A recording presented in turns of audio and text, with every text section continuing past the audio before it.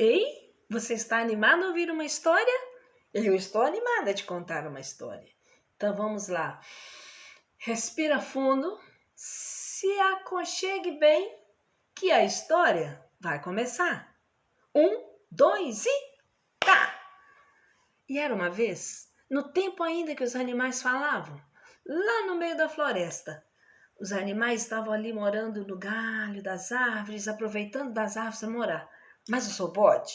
Não é que ele quis construir a casinha dele? Ele pegou as ferramentas e saiu pela floresta procurando um espaço onde ele pudesse construir a casa dele.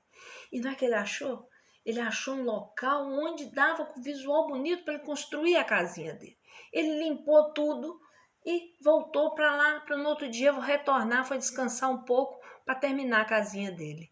E não é que a dona onça também pensou a mesma coisa? Que ela queria construir uma casinha para ela? E ela foi procurar esse lugar? Menina, quando ela achou aquele lugar já limpo, bonito daquele jeito limpo, ficou radiante. Tem alguém querendo me ajudar a construir essa casa. E foi lá, cortou a madeira, deixou a madeira toda ajeitadinha, foi descansar um pouco para depois terminar a casa. E aí o seu bode voltou, quando o seu bode chegou e olhou, que viu aquela madeira toda arrumadinha, ficou radiante também, pessoal, tem alguém querendo me ajudar a arrumar essa casa. Mas foi ali e levantou as paredes da casa e tal. Quando a dona onça voltou, que ela viu as paredes levantadas, ela tomou um susto assim, mas não pensou muito não, foi lá, ajeitou o telhado da casa e assim foi. O bode e a onça até a casa ficar pronta. E os dois foram embora para poder buscar as coisas deles para trazer para casa. E na volta dos dois, trazendo os mortos, trazendo as coisas dele para morar ali na casa, eles dois encontram na entrada da casa. E os dois querem se estranhar, mas na conversa dos dois eles entendem que não era ninguém lá de outro lugar que estava ajudando os dois a construir a casa, não. Eram os dois que haviam construído as casas. Então, como os dois haviam construído a casa junto, os dois tinham direito de morar dentro da casa. E assim ficou decidido. Mas eles ficavam meio ressabiadinhos.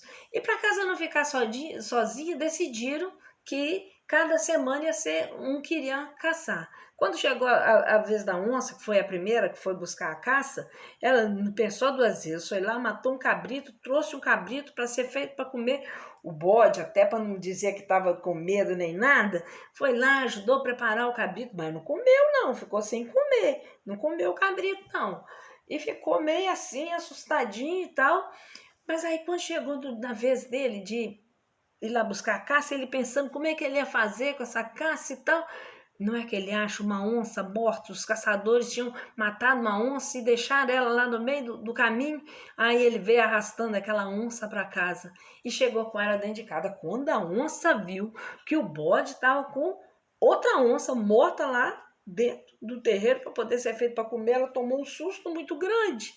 Mas na hora ela só tentou assim: amigo bode, como o senhor fez para matar essa onça? Aí o bode respondeu assim: amiga onça, eu tenho um anel que é mágico. Eu ponho esse anel e falo assim: aponta-lhe o dedo, animal. E o animal morre na hora. Isso a onça tomou um susto: vira-se para lá, briga com isso não. Quando a onça virou as costas assim, o seu bode não pensou duas vezes. Ele botou o anel e falou: dona onça, aponta-lhe o dedo.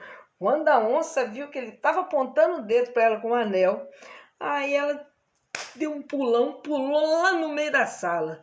Aí o seu bode gostou daquilo, foi lá e: dona onça, aponta-lhe, amiga onça, aponta-lhe o dedo. Ela, mais do que depressa, correu e pulou lá no terreiro. Ele: dona onça, aponta.